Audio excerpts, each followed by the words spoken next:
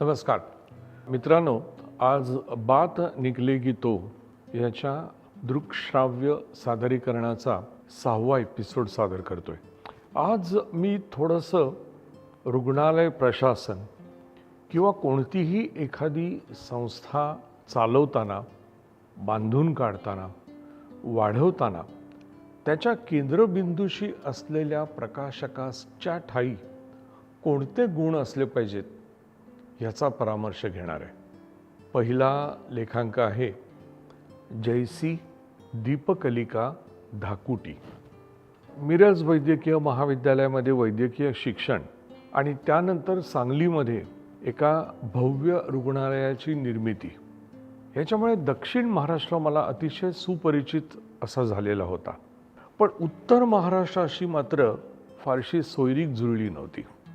जळगाव आणि भुसावळ या ठिकाणून येणारे अनेक रुग्ण आणि नाशिक, धुळा, मालेगाव या ठिकाणी स्थायिक झालेले विद्यार्थी एवढाच काय तो ऋणानुबंध होता।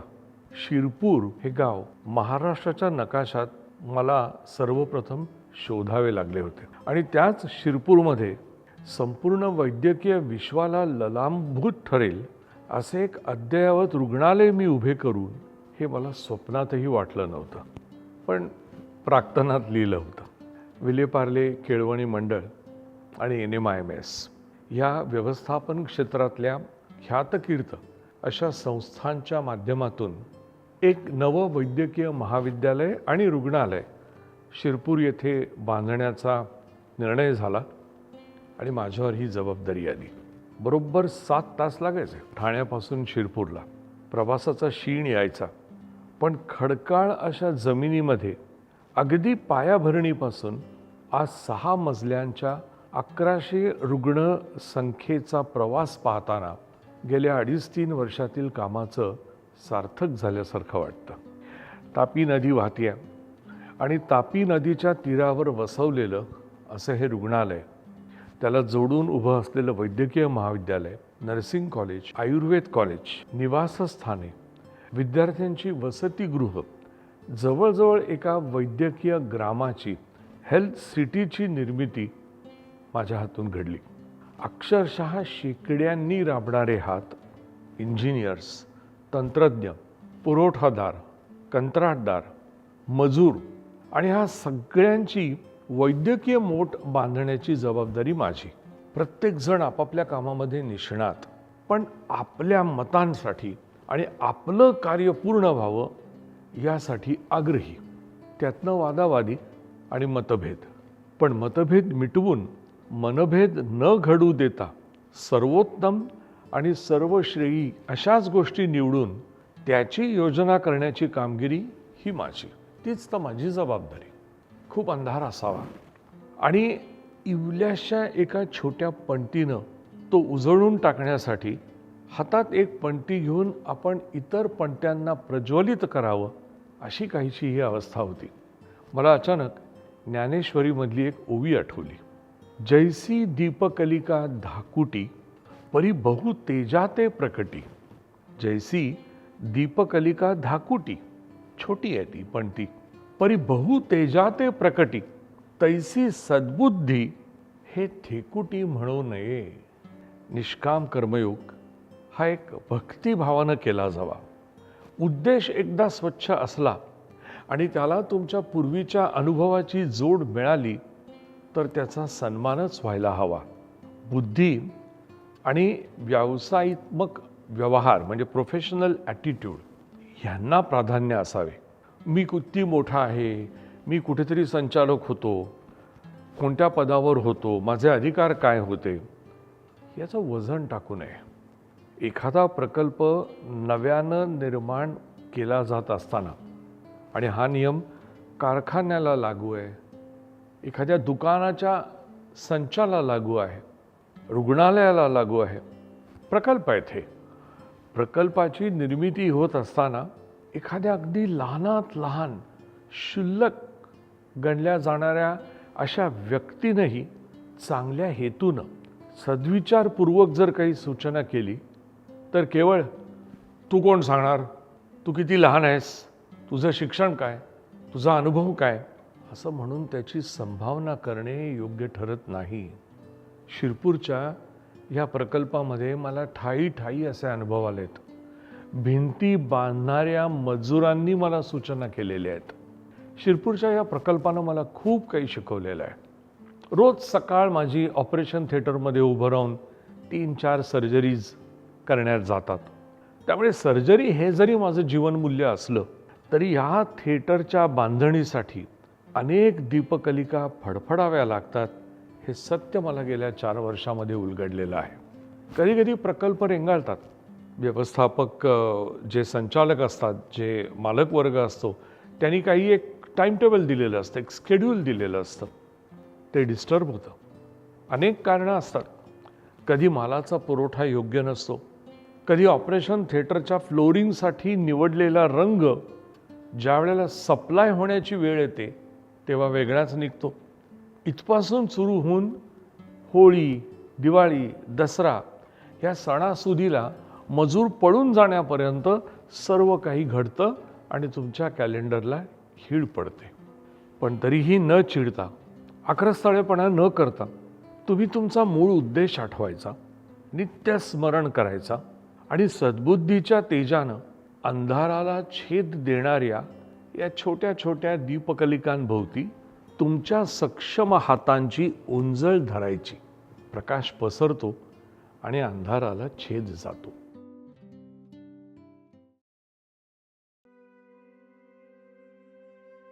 मित्रांनो, मी आज सुरुवातीला म्हणालो तसं संस्था आणि रुग्णालय यांच्या प्रशासनामध्ये प्रशासकांनी कोणती वृत्ती आत्मसात करायची याचं वर्णन करणारा हा दुसरा लेखांक सादर करतोय. याचं नाव आहे हत्तीचे नर्तन, डान्स ऑफ एन एलिफंट. आता लग्नाच्या वरातीमध्ये शोभिवंत घोडे नाच करतात आणि हलगीच्या तालावर त्यांचा होणारा पदन्यास हा अत्यंत प्रेक्षणीय असतो. घरामध्ये पाळलेले पोमेरियन जातीचे कुत्रे पुढचे 2 पाय उचलून मागच्या पायांवर उभे राहून नाच करतात.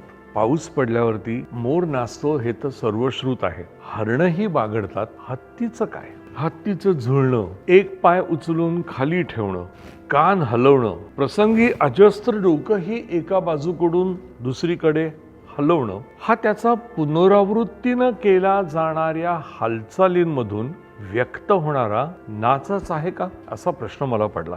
ह्या प्रश्नाचं झूलॉजिकल म्हणजे प्राणीशास्त्रीय उत्तर नकारार्थी आहे. अजस्त्र देहामुळे नर्तन कला गजराजाला अवगत नाही. उलट बंदिवान अवस्थेमध्ये पायाला साखळदंड बांधल्यावर आपली नाखुशी दाखवण्यासाठी तो कान, डोके, सोंड आणि पाय हलवतो. त्याच्या नाराजीचा गफलतीने लावलेला अर्थ म्हणजे हत्तीचं नर्तन. विरोधाभास आहे याच्यामध्ये. पण या विरोधाभासाकडे प्रशासकीय दृष्टीने लक्ष जाण्यासारखा एक प्रसंग माझ्या आयुष्यात घडला. गोष्ट आहे 2017 सालची, कोविडच्या आधीची. मी त्यावेळेला प्रिन्स अली खान रुग्णालयाचा आणि भारतामधल्या आगा खान फाउंडेशनचा प्रमुख होतो, CEO होतो. आणि जगामधल्या निरनिराळ्या देशांमधील CEOंना एकत्र आणून त्यांची शैक्षणिक परिषद घेण्याची पद्धत आगा खान हेल्थ सर्व्हिसेसमध्ये रूढ होती. फ्रान्समध्ये अशीच परिषद भरली होती आणि परिषदेमध्ये मला पाकिस्तानच्या कराचीमधील आगा खान युनिव्हर्सिटीचा प्रमुख असलेला डॉक्टर मार्क भेटला. हा मूळचा ज्यू, पोलंडमध्ये स्थायिक झालेला पण बहुश्रुत आणि बुद्धिमान असा व्यवस्थापक. माझी आणि त्याची चांगली गट्टी जमली. तो मला म्हणाला, Sanjay, I tell you something, read this book, who says elephants can't dance. त्यांनी मला सांगितलं, संजय, एक पुस्तक वाच. आणि पुस्तकाचं शीर्षक होतं who says elephants can't dance. मित्रांनो, पुस्तकाच्या शीर्षकानंच मला झपाटून टाकलं. भारतात आल्या आल्या ॲमेझॉन इंडियामधनं मी ते मागवलं आणि आधाशासारखं वाचून काढलं. कशावर होतं हे पुस्तक? तर हे पुस्तक होतं तुम्हाला आणि मला अतिशय परिचित असलेल्या IBM ह्या संगणकाच्या कंपनीबाबत. IBM ही खरं तर हार्डवेअरच्या क्षेत्रामध्ये ज्यांच्या आसपासही कोणी फिरकू शकत नाही अशी कंपनी होती. पण काय झालं की 90च्या आसपास हार्डवेअरच्या वापराला हळूहळू गळती लागू लागली आणि त्याच वेळेला सॉफ्टवेअरच्या क्षेत्रामध्ये अक्षरशः क्रांती व्हायला लागली. IBM सॉफ्टवेअरच्या बाबतीत अनभिज्ञ होतं. त्यामुळे 90च्या प्रारंभीला ते मागं पडायला लागलं, पिछेहाट व्हायला लागली. तेव्हा या कंपनीला लाभला एक नवा CEO, ज्याचं नाव होतं जुईस गर्स्टनर ज्युनियर. हार्डवेअरसाठी नावाजलेल्या अशा या कंपनीमध्ये जुईसने सॉफ्टवेअर निर्मितीला प्रारंभ केला आणि एखाद्या हत्तीसारख्या अजस्त्र असलेल्या IBMचा संपूर्णपणे कायापालट झाला. अजस्त्र देह, जडशीळ पाय, पदलालित्याचा अभाव आणि तालासुराशी बेरंग असा हा विजोड गजराज नाचू कसा शकेल? पण मनात आणले तर नृत्य करताना त्या विजोड देहापेक्षा त्याचे वरखाली पण तालावर हलणारे पाय, मागे पुढे का असेनात पण सुपासारखे हलणारे असे कान आणि वरखाली होणारी सोंड ह्याच्या एकत्रित प्रकटीकरणातून निर्मिला गेला जो एक अभिनव नृत्याचा साक्षात्कार. हत्तीच्या हालचाली त्याच होत्या, पण आता पाहणाऱ्यांच्या नजरेमध्ये फरक पडला होता.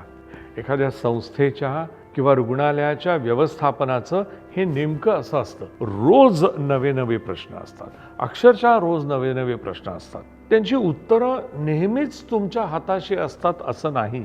एखादी संस्था बांधणे ही तहहयात चालू असलेली अशी प्रक्रिया असते आणि कोणत्याही संस्थेमध्ये, कोणत्याही ऑफिसमध्ये एक वेगवेगळ्या पदश्रेणींची उतरंड, ज्याला आपण इंग्रजीमध्ये हायरार्की असं म्हणतो, ही हायरार्की जी असते. खरं तर एखाद्या संस्थेला पडलेल्या नव्या प्रश्नाचं किंवा कोड्याचं उत्तर हे एखाद्या नवख्या नवशिक्या ज्युनियर सहकार्याला माहिती असतं. उत्तर महत्वाचं आहे, व्यक्ती नाही. पदश्रेणी तर नाहीच नाही. शेवटी काय, काम होऊन रिझल्ट मिळाला पाहिजे. ते कोणी केलं, तो किती ज्युनियर होता, त्याची हायरार्कियल पोझिशन काय होती, हे महत्वाचं नाही आहे. पण कधी कधी प्रश्नाला, प्रॉब्लेमला अर्धोपट मार्गाने उत्तर मिळणारच नसतं. लॅटरल थिंकिंग ही एक पद्धत आहे. सोप्या भाषेत सांगायचं तर पर्यायी मार्ग निवडावा लागतो. आपल्याला नाही का, मेन रोड बंद झाल्यावरती डायव्हर्शन घ्यावं लागतं, तसं वळण बदलावं लागतं. मग तुमच्या कमिटीच्या मीटिंग्जही उपयुक्त नसतात. थेट सुसंवाद आणि पर्यायांची तुलना महत्त्वाची असते. हे रुग्णालय आपलं आहे. येथे येणारा प्रत्येक रुग्ण हा खरं तर आपला ग्राहक नसून पाहुणा आहे, ही भावना मनात असणं महत्त्वाचं. आपल्याबरोबर काम करणाऱ्या प्रत्येकाचे स्वभाव आणि वागण्याची तऱ्हा, वागण्याची पद्धत ही आपल्या पसंतीला पडतेच असं नाही. मी गेली 20-21 वर्ष प्रशासन करतोय. वेगवेगळ्या संस्थांमध्ये, विद्यापीठांमधनं मी उच्च स्तरावरती काम केलेलं आहे. असंख्य सहकारी होते. प्रत्येकाचे स्वभाव वेगळे होते. प्रत्येकाच्या गोष्टी मांडण्याच्या तऱ्हा वेगळ्या होत्या. काही बुजणारे होते तर काही आक्रस्ताळेपणा करणारे होते. प्रत्येकाकडनं काय घ्यायचं आणि काय बाजूला ठेवायचं हे ठरवण्याची जबाबदारी संचालक म्हणून माझी होती. कारण इथं थुई नाचणारे मोरही बागडतात आणि पावलांच्या कदम कदम बढाए जाच्या तालावर खालीवर पाय करणारे हत्तीही सापडतात. मग या पदन्यासांमध्ये नाचाचं सौंदर्य शोधण्याची जबाबदारी आणि कला व्यवस्थापकाने हस्तगत करावयास हवी. कधी कधी व्यवस्थापन कागदपत्रे, नियमावल्या, प्रथा, रूढी, प्रोटोकॉल ह्या बंधनांमध्ये अडकतं आणि तो जो नवा होतकरू जो सदस्य असतो, ज्याला खरं तर उत्तर माहिती असतं, त्याला CEOचं दर्शनही दुर्लभ असतं. संकल्पना आणि नवे मार्ग त्याच्याही मनामध्ये लुकलुकत असतात, पण त्याचा फ्लोअर सुपरवायझर त्याच्यावर डाफरतो. सेक्शन इन्चार्ज त्याला खिसगंटीतही धरत नाही. संपूर्ण व्यवस्था एखाद्या हत्तीसारखी अजस्त्र आणि सुस्तावलेली राहते. त्याच्या पदन्यासामधील ताल कोणीच बघत नाही. किंबहुना हत्ती नाचूच कसा शकेल ह्या प्रश्नालाच अवाजवी महत्त्व प्राप्त होते. तस्मात तुमच्या लक्षात आलं असेल, अशक्य काहीही नाही. लवचिकता आणि नव्याचा स्वीकार करण्याची मानसिकता मात्र हवी.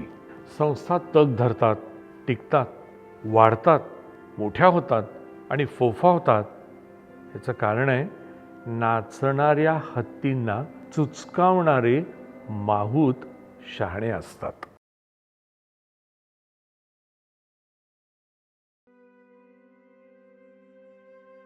मित्रांनो, प्रशासकीय कलागुणांचा वेध घेताना मी पुन्हा एकदा प्राणीशास्त्राकडे वळणार आहे. आणि इथं कोणी वेगाने दौडणारा अश्व नाही किंवा ससाई नाही, तर उलट माझ्या दृष्टीनं महत्त्वाचा असलेला प्राणी आहे, मंद गतीनं का होईना पण सतत पुढे सरकणारा कासव. या लेखांगाचं नाव आहे आले कासवाच्या मना. कासव पाळणाऱ्या माझ्या काही मित्रांबद्दल मला नेहमीच संमिश्र भावना वाटत आल्या आहेत. थोडंसं कुतूहल आहे, औत्सुक्य आहे, काहीशी उदासीनता आहे आणि आळशीपणाचं प्रतिबिंब माझ्या मनामध्ये डोकवतं. वास्तविक पाहता कासवाचं महत्त्व हे धर्मपुराणांमध्ये वर्णिलेलं आहे. हा प्रत्यक्ष विष्णूचा अवतारच आहे. साऱ्या पृथ्वीचा डोलारा समर्थपणे सांभाळण्याची क्षमता ससा आणि कासवाच्या गोष्टीमधनं वेगापलीकडेही त्याचं डोकावणारं महत्त्वाचं असं सातत्य, त्याची कणखर ढालीसारखी पाठ, अत्यंत मऊ अशी मांसल मान, तोंड क्षणार्धात आत ओढून घेण्याची त्याची क्षमता, इवलेसे पण न थकणारे असे त्याचे पाय, समांतर जाणे आणि कडेला सरकणे, दोन्ही दिशांमध्ये चलनवलन, एकाच ठिकाणी निपचित निरपेक्ष बसून राहण्याची त्याची संन्यस्त वृत्ती.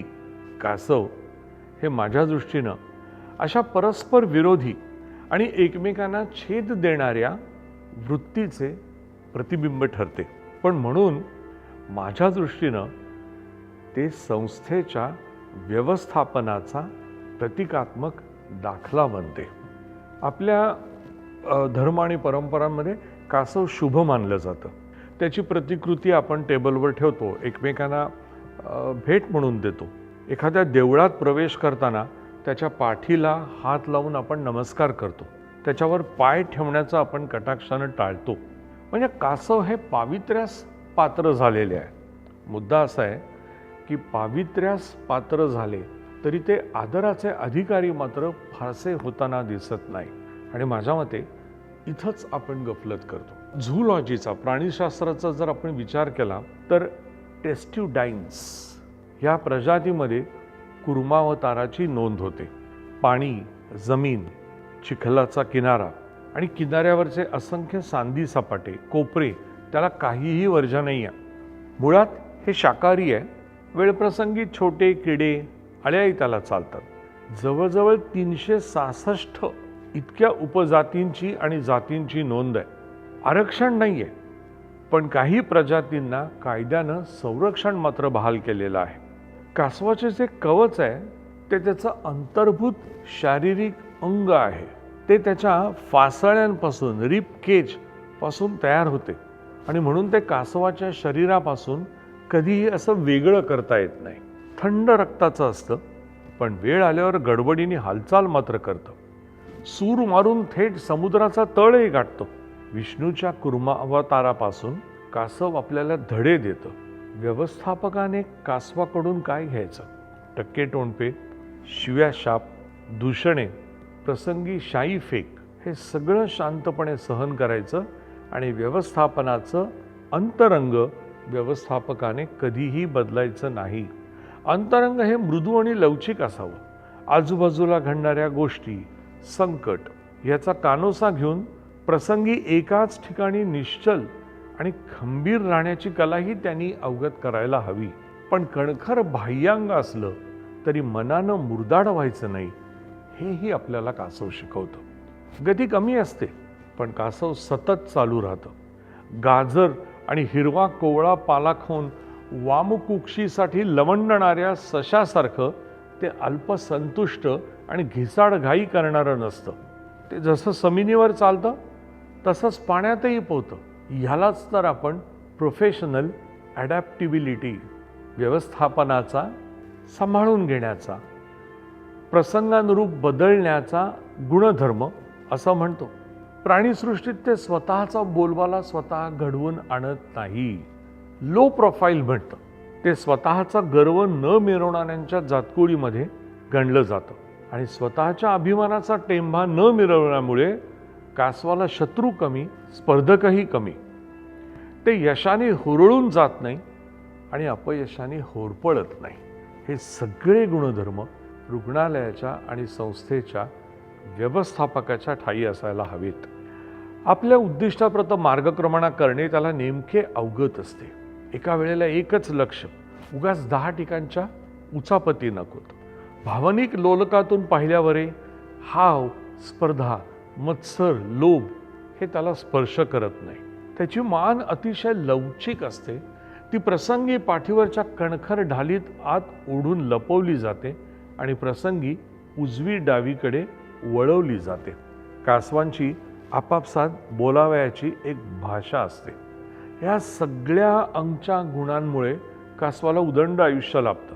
1835 मध्ये चार्लस डार्विनने हॅरियट नावाचं एक कासव संपादित केलं होतं. ते 2006 पर्यंत तब्बल 176 वर्ष जगलं. माझ्या मते वरून कणखर, आतून मृदू, सर्वसमावेशक, बुद्धिमान व्यवस्थापनाचे कासव हे एक उत्तम असं प्रतीक आहे. तेव्हा कासव हे केवळ लक्ष्मीचं प्रतीक म्हणून त्याची पूजा अर्चना करण्यात सगळं मानायला नको, तर व्यवस्थापकीय कौशल्याचा मानबिंदू म्हणून त्याचं अवलोकन करा. एक शेवटचा विचार मांडतो आणि थांबतो. आपण लहानपणापासून ससा आणि कासवाच्या वेगे वेगे धावू आणि डोंगरावर जाऊ या गाण्यावर वाढलेलो आहोत. पण आता काळ बदलतोय. आता शर्यतीच्या रस्त्यामध्ये केवळ डोंगर आणि खाचखळगेच नाहीत, तर पाण्यानं भरलेलं एक मोठं सरोवर आहे, जिथं सशाची काही चालत नाही आणि गाठायचा आहे मात्र पलीकडचा चिंचेचा काठ. या सरोवरामुळे ससा बुचकळ्यात पडलाय. कासव हसतं, मंद स्मित करतं आणि कवितेच्याच शब्दांमध्ये त्याला म्हणतं, वेगवेगळे धावून नोंदवली आपण काही वेळ, वेगवेगळे धावून नोंदवली आपण काही वेळ, त्यापेक्षा कमी वेळामध्ये गाठूया आपण आता आपला मेळ. पाण्यापर्यंत जमिनीवर मी बसतो तुझ्या पाठीवर, विश्वास आहे माझा तुझ्यावर, तुझ्या पायातल्या वेगावर. पण सरोवर आणि पाणी येताच तुला माझ्या पाठीवर पाठोंगडीला घेऊन मी गाठेन चिंचेचा काठ. डुलकी काढ गाण्यातली, पाठ माझी ताठ. शर्यतीला नवा अर्थ, शर्यतीला नवा अर्थ, एकमेकांशी लढणं व्यर्थ. जे काही मिळवायचं ते जोडीने, यशप्राप्तीच्या ओढीने. मित्रांनो, रोबोटिक्सचं युग आहे. या युगामध्ये कासव सुद्धा रोबोटाइज्ड होईल आणि ससा तो कसा या बालगीताला नवे संदर्भ प्राप्त होतील यात शंका नाही.